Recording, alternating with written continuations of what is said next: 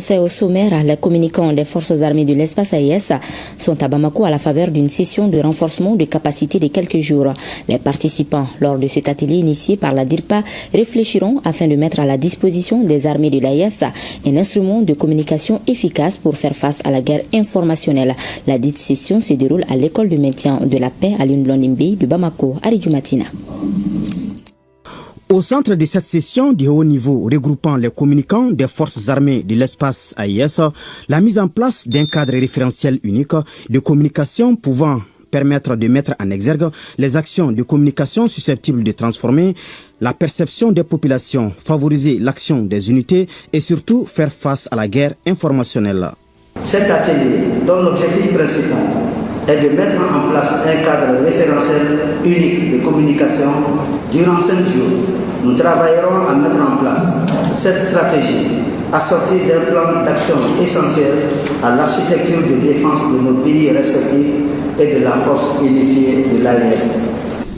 Force est de constater qu'au-delà des interventions sur les théâtres d'opération, nos armées sont de plus en plus confrontées à cette guerre de désinformation tout azimut entretenue par les forces obscurantistes et les forces du mal incarnées par les médias terroristes et leurs alliés.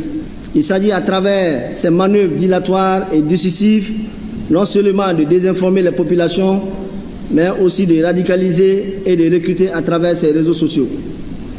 Chers officiers, contrer cette manœuvre décisive est un impératif pour nous, car nous sommes conscients que la guerre se gagne d'abord dans les esprits avant les champs de bataille.